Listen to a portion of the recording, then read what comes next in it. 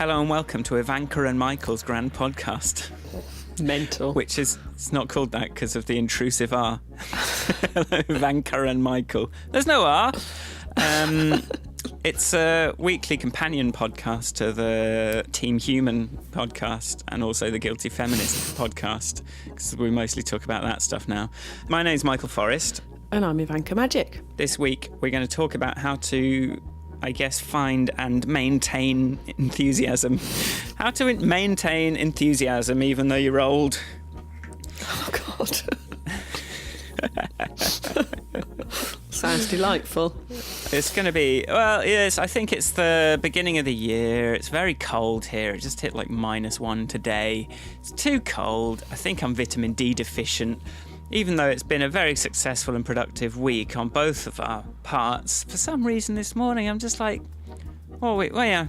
How do you keep going after? How do you kind of find that excitement that drives you forward without resorting to psychoactive drugs?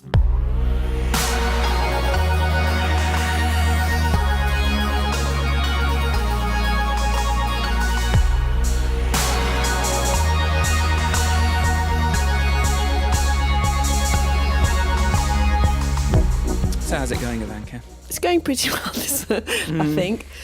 This morning, I woke up having had a proper night's sleep, which just makes everything a lot easier.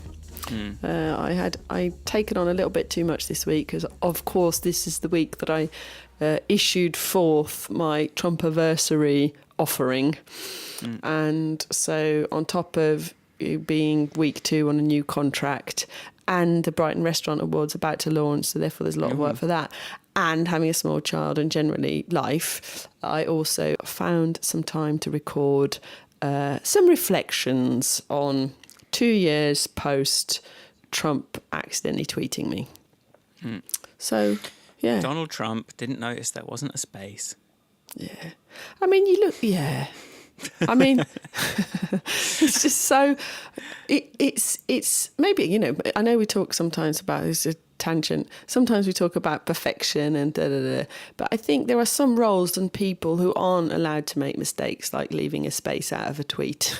It's like, I can do that because I'm not the President of the United States of America. The President of the United States of America needs to know how to spell hamburgers if that's what he's going to go and feed a football team. At least one of his team should go back and yeah. Someone should be on that. He's got people. He has got people. He should dictate to somebody who can spell. Hamburgers. That was funny. Yeah, but then they might fact check him. I mean, why is it 1,000 now, sir? It's just 1,000 now because I'm bored of 300.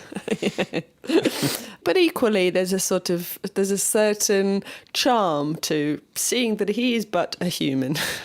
Is there? Well, I mean, it's the problem is that, you know, we used to be governed by deities and now we're just governed by idiots because we know a lot more about them. we know that they're not special. I emailed somebody, a journalist person who's a British person who lives in America yesterday with a link to my Trumpiversary thing, sort of did a, could you retweet please? And his reply was, there's a government shutdown here and Brexit over there. It's like an Anglophone race to the bottom at the moment. Yeah. Can't wait to fly next week. I'm flying to San Francisco on Monday, and back on Friday night. And there's a government shutdown in the US. There's, I don't know, apparently some sort of Brexit-related shenanigans going on at British airports, and it's like, hopefully it's just long queues and not something worse.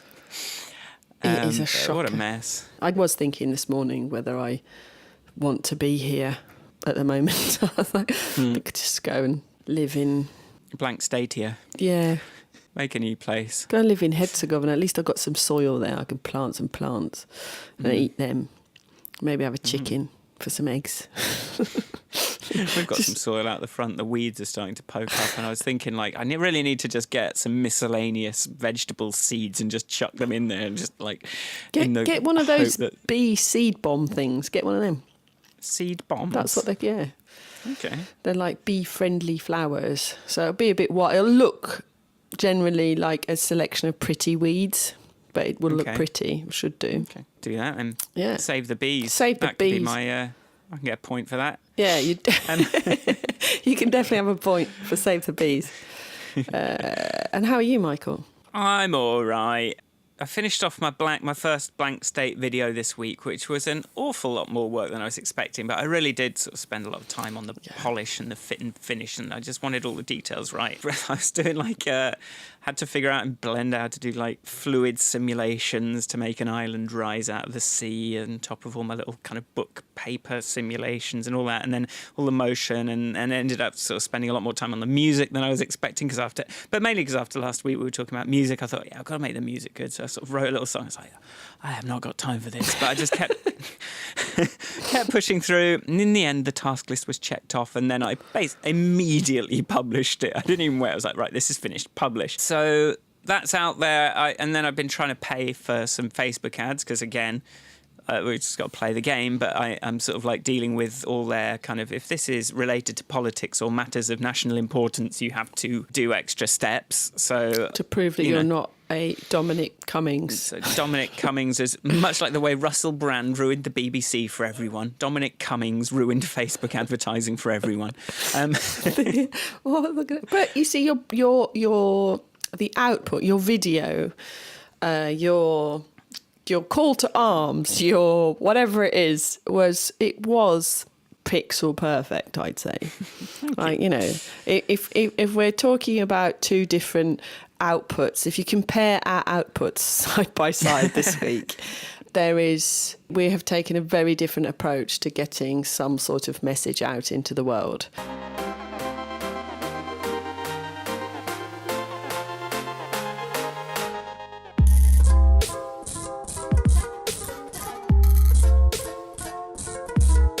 Let's talk about things that can harm our enthusiasm, shall we? Yes. How to maintain enthusiasm. Number one, in the face of an apathetic internet and or critical internet.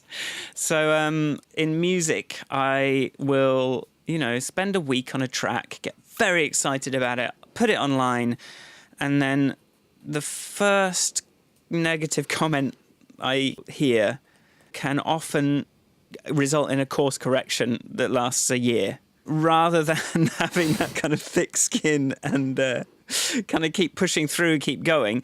And I think part of that is just when you're doing something on your own and you're not quite sure what it is that has value to what you're doing. Or there's just that thing if you think, wow, this is going to really change some minds. This is going to make everyone sit up and pay attention.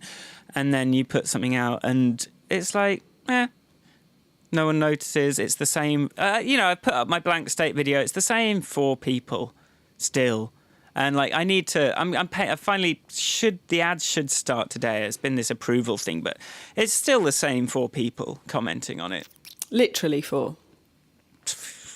Or are you just using that for illustrative purposes? It's like 4-ish. It's like you, Christian, a couple of other people that might click like, that always click like. Graham always clicks like on anything I do, maybe comments. And it's like, there's 1 or 2. And it's more like the people that I have most recently talked to in real life. But it's like, and maybe 1 person has come out the woodwork and clicked like, or another person has commented. I'm exaggerating. Maybe 2 or 3 people have commented on it that haven't engaged with previous stuff I've done, but it still sort of feels like that tiny bubble. But what you just said there, it's like people that I've talked to recently in real life. I think there's this, that's why I wonder about this podcast. How interesting is it? How much are we relying on people who know us filling in the blanks that they want to fill in order to listen? And how different is it to somebody who's never met us in person, never interacted with us when we're not recording a podcast? Yesterday, I spent emailing people that I know links to the thing that I made. I know you do that as well, going, hi, da-da-da. Not really. But I do. I'm like, listen to my thing. Yeah. Because I think we do know enough about both art, politics, policy making, the world, music, news, to know that most of the things that get attention from a sort of serendipitous combination of things that have got absolutely nothing to do with quality and effort. Yeah, of course. That's so therefore, but you kind of have to, in that episode, we've spoken about luck before and creating. The more people you put something in front of, the more chance there is that it will hit somebody that then it takes off.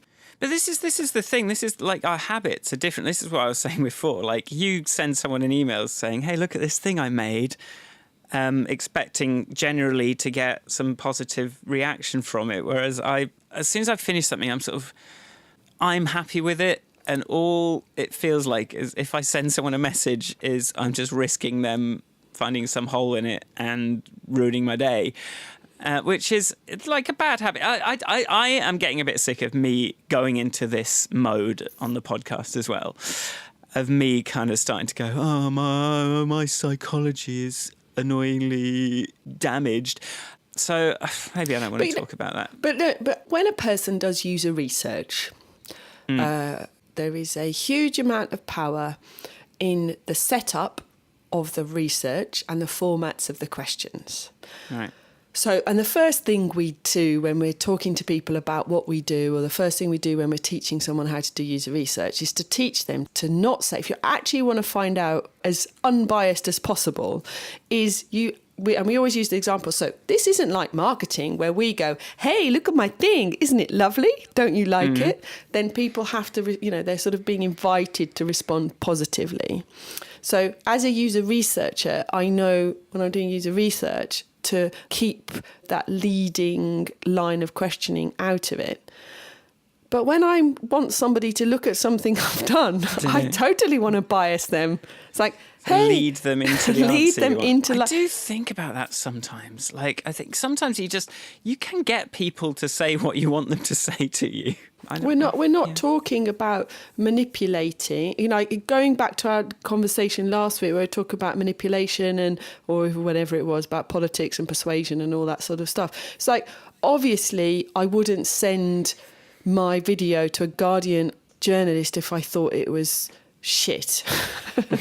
so obviously, but I have no reason. There is nothing about my approach to the world, I think, that invites somebody like that to go, why don't you stick your video? I mean, they're going to go, I'm sorry, I can't do anything with it, but thank you very much for sending it to me. It's like, I don't have an expectation of action, but I do. Well, it's not, but that's the thing. It's like, you shared your reply from your Guardian columnist yesterday, and it was like they wrote a respectful paragraph to you, thanking you for doing it.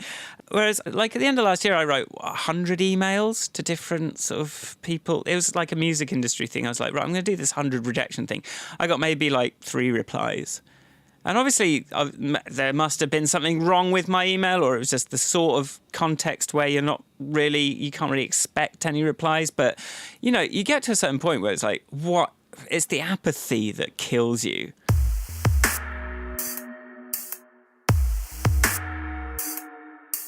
I think this is a skill, like setting up, leading people to the sort of answer you want is something I don't know how to think about, and definitely your expertise as a user researcher is something I should try and farm right now. But also going back to the word, the respectful thing. So the reason I emailed that particular journalist is because when they interviewed me, they were very respectful of me.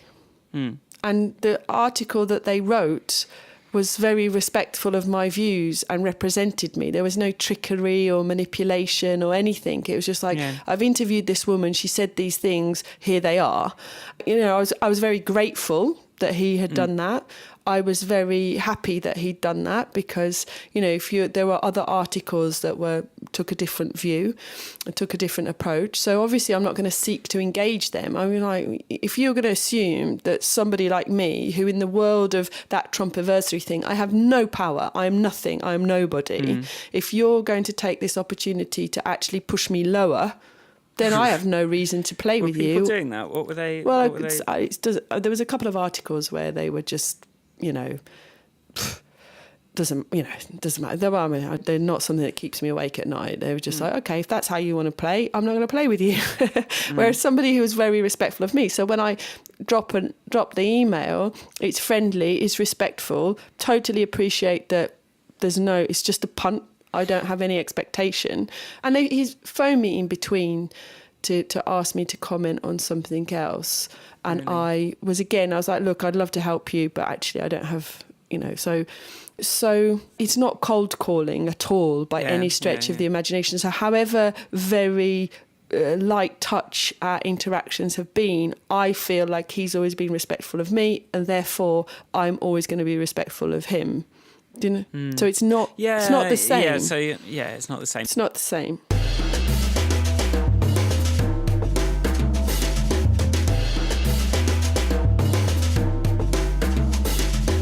How to maintain enthusiasm? It comes back to that energy flow of people. So I get my energy from the practice and the craft and the problem solving of creating something.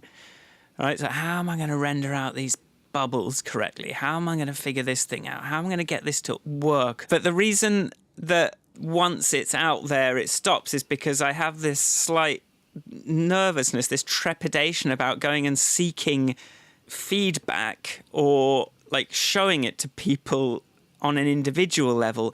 But then if I was doing that as you do it, I would actually be getting energy from those interactions, which would spur me on, right? Yeah. Yes. So I'm not harvesting that energy. I'm kind of stopping at the thing that I can reliably know. I know technology, I know how that works. But when it comes to the sort of people feedback, it's a bit more unknown. Although the fucking frustration of working with a computer is like, can't be better than people.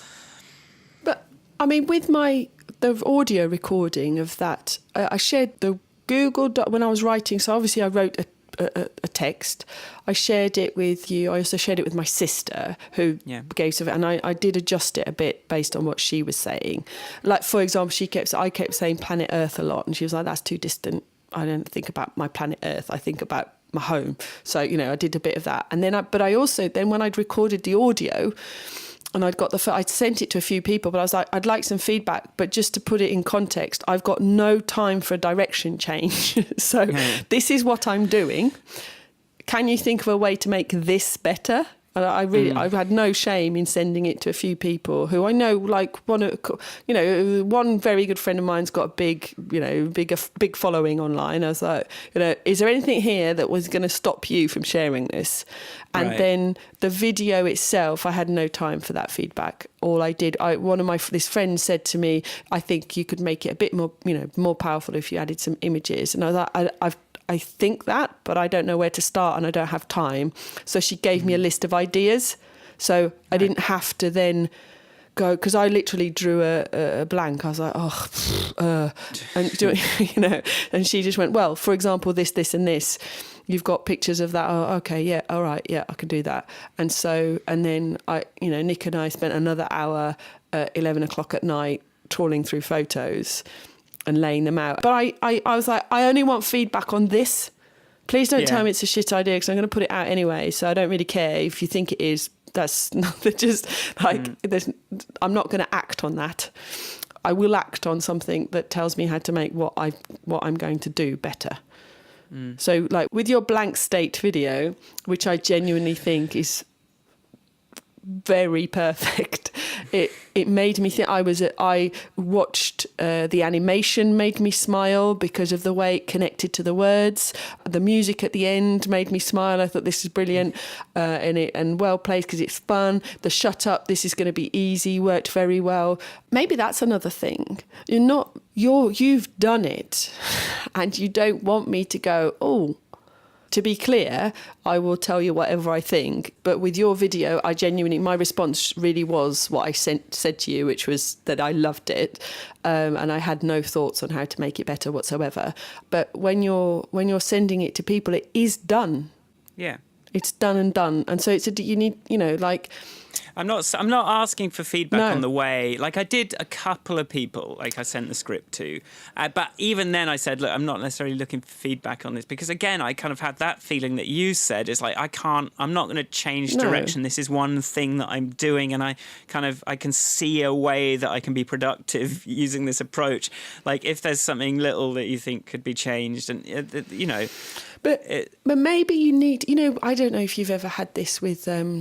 Like especially in agency land, where everyone always jokes about leaving a big gold star in the middle of a document, so the client knows exactly what to give feedback on.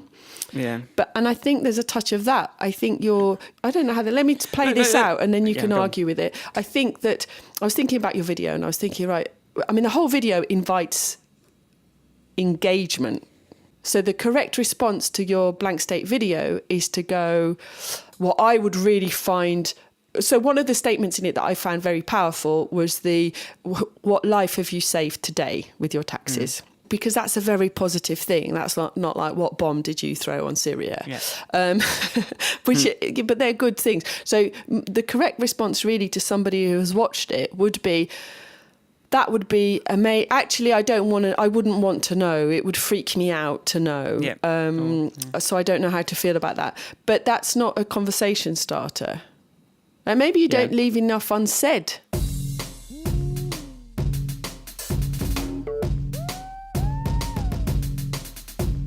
The reason I wanted to do this subject today is like I have got to this point on a project 100 times in my life. And I don't really know how to push through. And this one, I really want to keep pushing through. But I kind of put something out and then I don't really know what to do next. And if it doesn't go viral, whatever the fuck that is, I sort of move on to the next thing. And I do not want to move on to the next thing. So I want to maintain enthusiasm for this thing. So in terms of, yes, I've got my way. I kind of I have a vision of what I want something to be that is quite clear. And the way I know I'm successful is if I've managed to do what was in my head. Yeah. But then it's like, well, you're talking a bit about feedback along the way, and that's something I should certainly be doing as I move forward with this stuff. Because then the people are teed up. Yeah, they've got a bit of a stake in it. They've got a bit of a... hey, look at this thing that I contributed to or whatever. But actually, I think then you also need to think about what conversation... Are you looking for everyone to go... I'm exaggerating and I know this isn't literally, but you're looking, like on the one extreme, it's like, yeah, that's brilliant. Let's do that. That doesn't go anywhere. So you could see the conversation that is like, what would be the best thing about knowing where every penny of your taxes went? What would be the worst thing about knowing where every bit of your taxes went? Because those are questions I can answer without having to create an essay. Because I mean, one of the problems with everything you write, and I go back a million times to that. I'm sorry, this letter is so long, I didn't have time to write a shorter one thing. But that my monologue that I wrote for my Trumpiversary, it doesn't say everything. Of course, it can't. And I think when we're trying to persuade somebody of something, you kind of want to go, and another thing, and I also know this, and don't argue with me about that because I have thought about it, but I just didn't have time to include it in my video. And there's a sort of like defence. Look, I do know what I'm talking about, but I've chosen only to talk about these things. Whereas actually with the blank state idea of understanding where your taxes go, or even with my video, I could seed from my monologue. I could seed what would be the easiest thing for you to change in your life today that would contribute to climate survival. Or I could say, what would be the hardest thing for you to give up? Or how many days do you think you could be vegetarian or vegan a week? I think there's an angle of this which is I kind of want to make my stuff airtight, which is a problem when you're inviting discussion. So I think what I've got to do is and bear in mind, this was just supposed to be I thought this was going to take a week, not like 3 weeks or whatever. This was just supposed to be one quick idea to throw in there rather than like, but I wanted it to look legit so that the platform looked legit. But meanwhile, I have been putting a couple of other ideas up on there and it's got a little bit of activity on it, but, not loads yet. But I think one of the techniques that I wouldn't naturally do is ask a question where I kind of know what the answer's going to be, or where I'm sort of anticipating. But maybe it is like ask a question that you kind of know what most people are going to say, but let them say it. Well, there is this teaching method called the Socratic method of teaching, which is to ask questions and never provide the answers. And it has its downsides because people just end up like the illustration is if your parents keep going, and what do you think about that? And you know, the person being quote unquote taught will just keep answering until they provide the answer the person who is asking wants. So that's the downside of it. But this idea of asking questions as a way of teaching somebody what you already think is true or know to be true or know is a valid way of doing it. So it's not, I don't know the answer, you know, it's just a way of, you know, how would you go about this? I can tell you the best way to go about it, but actually you need to work it out.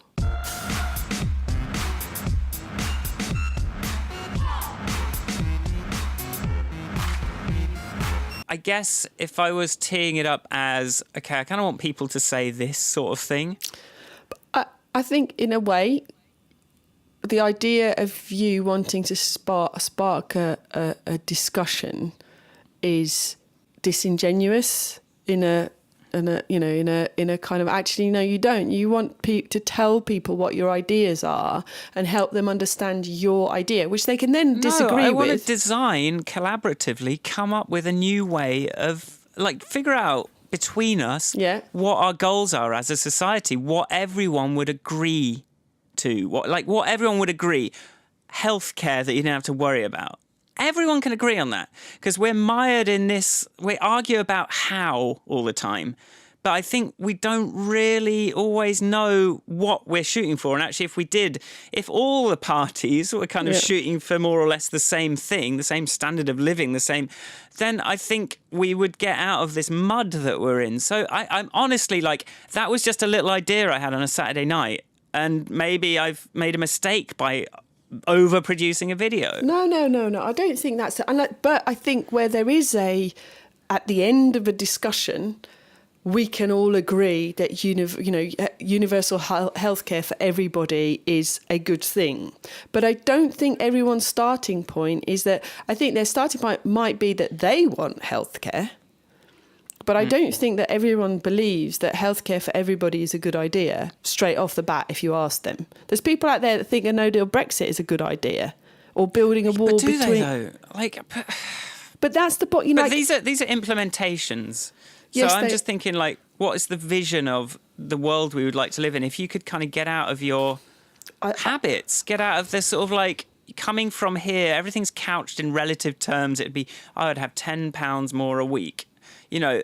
This bullshit. And I think that's what's the great thing about your video is it lays out this idea and it touches on lots of different bits of life and it opens up this concept of no, I don't want you spending that much with weapons on with my tax. No, I'm one of those that wants universal healthcare for all. Here, have another 10. I don't care as long as it's joy.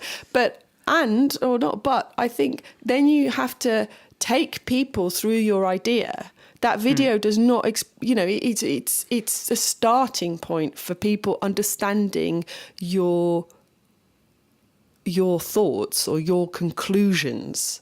I think that's the interesting thing. It's like you've now got to take from your conclusion that you represent in your video, you've got to go back and go, come with me. And that's the bit you achieve through the brainstorm and the discussion and the sharing and the feedback but it's like I don't want you to feed back on the fact that you think my animations are shit. I want you to feed back on the fact that I want to talk about the idea. For what it's worth. So seed the conversation that's about or break it into the little bits. You funded a fire engine, you funded a school, you did a thing. Like, what would if you were designing this, if this was up to you, what would be the different areas? Because even the way the ministries are laid out now, is that the way? Should it be weapons, education, health, whatever, roads? Should it be children, grown-ups, old people? Should it be healthy people? You know what I mean? Like, should I be choosing the audiences for my tax? or the roots. This is like the thing you stick at the top of the question you're asking to go, here's the context, and now let's ask this and that. My ads should be little polls and little like things like that. They shouldn't be. I think you could got look at this video. But maintaining... Now move on with your life. What you said earlier about like you're very enthusiastic about understanding and learning the technology, and that's where you get your enthusiasm from. Whereas I get mine from the talking to people. I think I would get just as much energy from talking to people if I was brave enough to bloody ask them. I'm feeling very enthusiastic about your idea, talking to you about it, having the chance to think about it. I don't know if that's a conversation you wanted to be having about your... This podcast episode is a promo for blankstate.org. But, you know...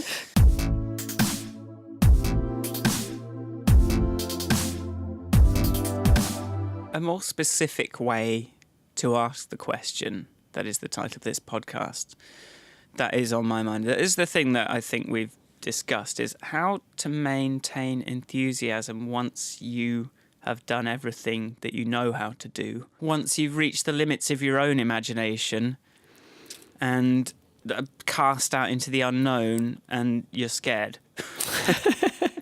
Like, how do you just... Like, it's like... The production phase, I'm like, I know exactly what I do. I've got my checklist.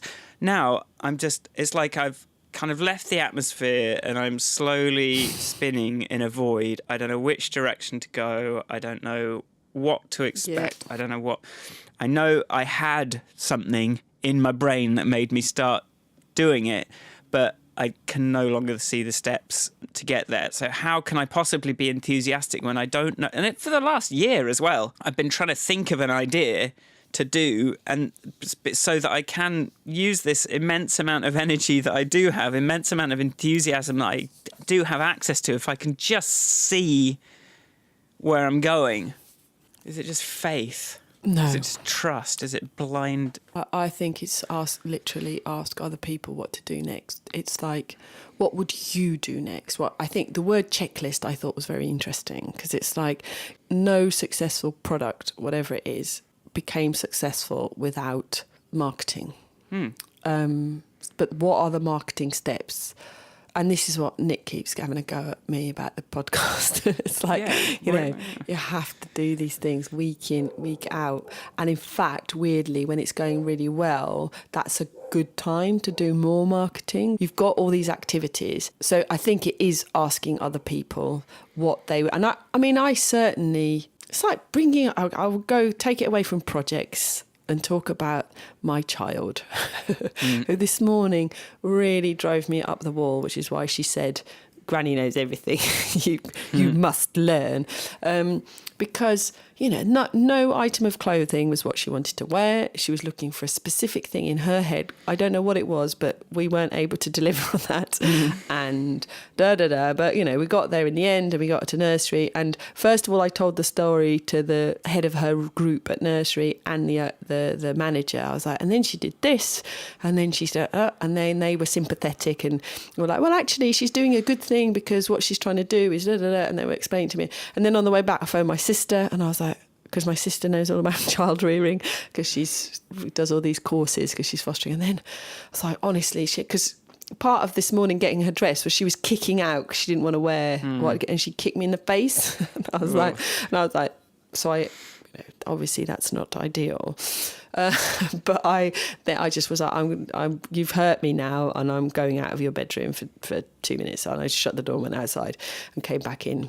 But then I tell my sister, and my sister goes, hey, wow, but there's the bit of like sympathy. I understand that you're feeling beaten up because your child kicked you in the face. No, that wasn't. But, in your scenario, I've done, and, I think sometimes I think it's easy to underestimate how much energy goes into putting a thing out there. And there's always that, you talk about post-podcast depression or whatever, like you've just done big push of energy out. And then there's like this deflated moment when you run out, where you're like,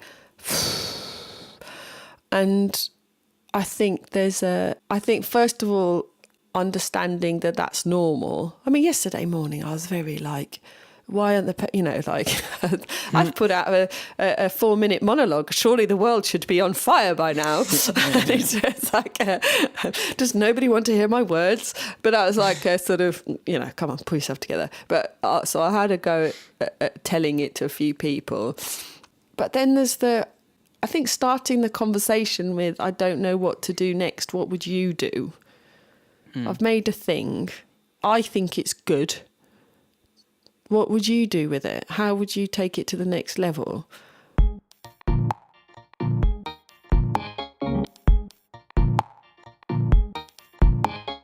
There's a couple of change. There is maybe it's too early to call it a trend, but things like Extinction Rebellion and the rebellion.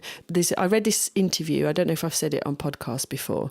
I read this interview with one of the instigators, is probably a better word, or a feminist commentator in Poland, because Poland tried to ban abortions completely, and they managed to, by women protesting, they managed to stop it going all the way. They didn't completely take it off the table, but they have certainly limited the power of this law. And she was describing the fact that when they have protests in the capital where 30,000 of the liberal urban elite rock up, or metropolitan elite, or whatever they're called in the papers, it doesn't really have as much power. But what they allowed the creation of was a totally decentralised protest movement.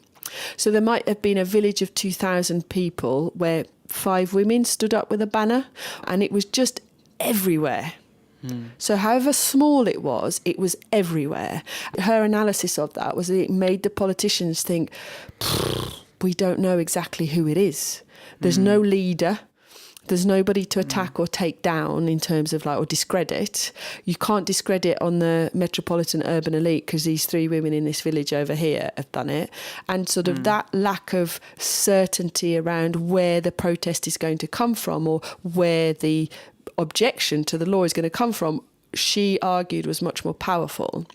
So, and Extinction Rebellion has that too. Whilst there are some leading figures or some fire starters, it's out of their hand. There's no it's just like they might organise a bit of a, have you thought about doing this, or a how to, but there's no specific figurehead. There's no Martin Luther King. There's no Gandhi. It's just like a thing that is being allowed to grow. What I was saying earlier about you arming your bubble, for each of us, our sphere of influence really is limited probably to the people we talk to in real life, which is what you said at the beginning. But if all those people I talk to in real life could stop and think about what they're going to do for the environment, or everybody who you talk to in real life can start a conversation with somebody going, well, how would you do it? I mean, do you think it'd be interesting to see where every single penny of your taxes went? Where do you think it goes today? Oh, really? I think mine go here. You've armed somebody with a thought exercise that they don't have to... Should we find out? Shall we find out? How would we find out where our taxes go? At the moment, what's the proportion? I think on my council tax, it tells me how much goes to the fire service or something, I seem to remember. Right. You have created, if nothing else, you've created a really good pub conversation starter. Or I can imagine myself having a conversation like that with my in-laws. And going, one of my friends made this thing. What do you think? And it might make it a much easier, much less emotional way for me to go, yeah, but surely we all want, don't you think we'd all want healthcare? Or whatever, there's a first step is also counting what's good about what you've already done, in the same way that, being grateful for things it's supposed to be a very good tool of getting you out of a depression. Counting, reminding yourself of the good things, and maybe expanding your list of good things. So not just a, well done, you've done lots of hard work, or it looks perfect, or whatever, but more like what I've given you positive feedback that might not be what you were thinking. There's sort of unintended gathering up your unintended positive consequences is kind of I think that's a motivator. Yes. For sure. And for this, Ivanka, I think.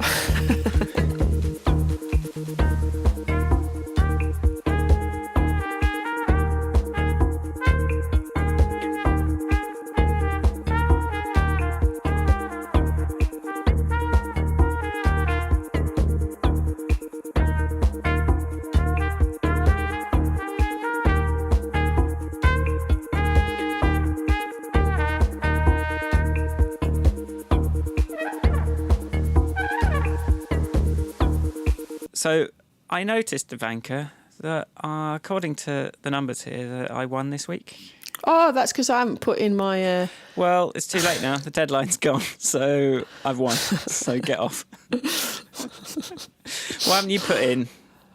What haven't? I've got I reported a dead fox. It had did you? guts hanging out. I thought someone else probably would have, but I thought, let's do a bit of civic duty and I'll do it as well. I accidentally dropped some recycling in the wrong bin and then fished it out, which is gross. Wow. That's very good. And I gave myself 3 for finishing the blank state video and promoting. I've written that I promoted it, but now I'm feeling like I meant that I paid for a Facebook ad, and then I also gave myself a point for helping you with your Trumpiversary thing.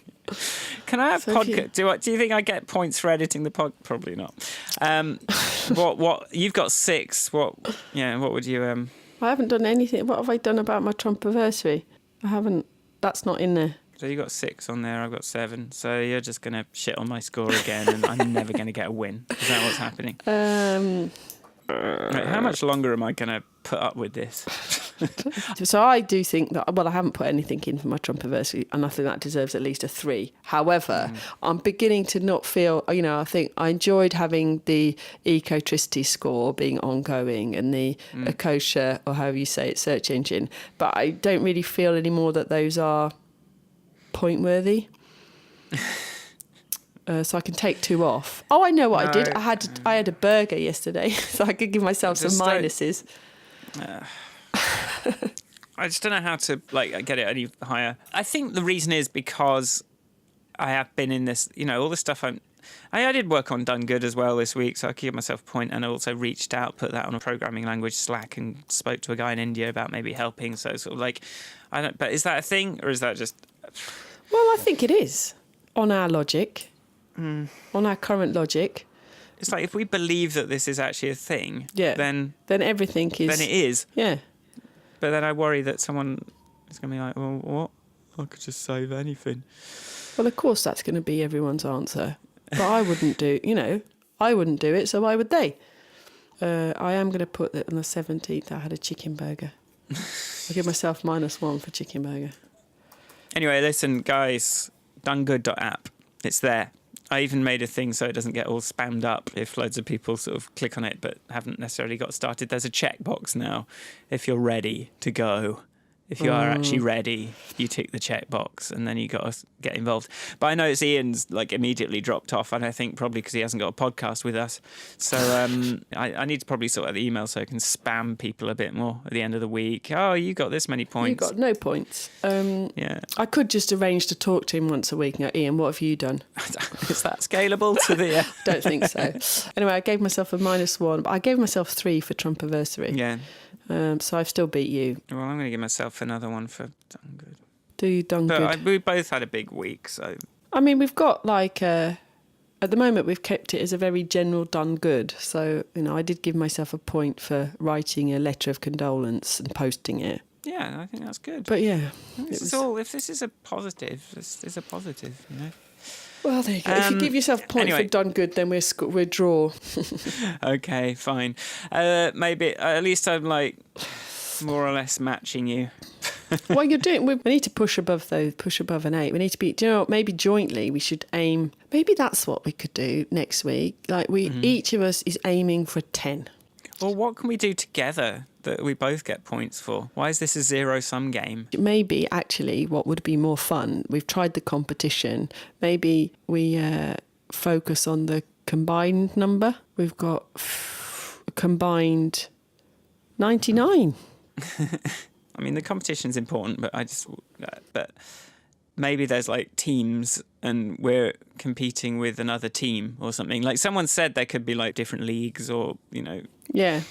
Sticking with it anyway. That's donegood.app, everyone. Come and have a click, and if please, the more of us that are consciously trying to do better in our lives, the better everyone's going to be. So if you listened to Ivanka's monologue and thought, right, what am I doing? Why not use this tool as a motivator to keep thinking about it? Yes, do that.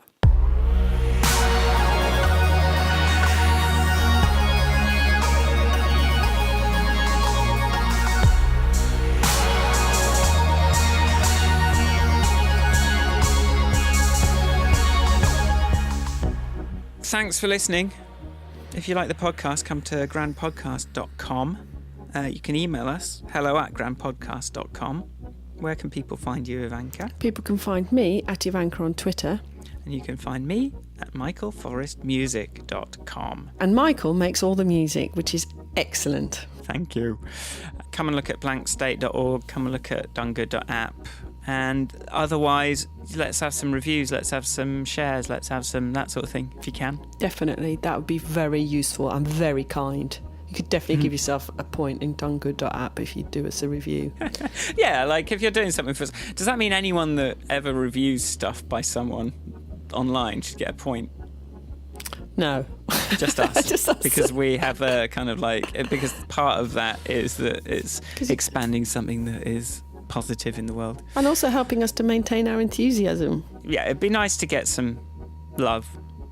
The podcast thing is awkward because there's no like button, there's no sort of direct engagement really. We can't even sort of particularly see how many people listened or how far they got through it, or like we don't have much information about. If you don't sort of actually email or tweet us about it, we just don't really feel it. So, any love you can send our way, I know I'd appreciate it, is all I want to say about that. It would be great.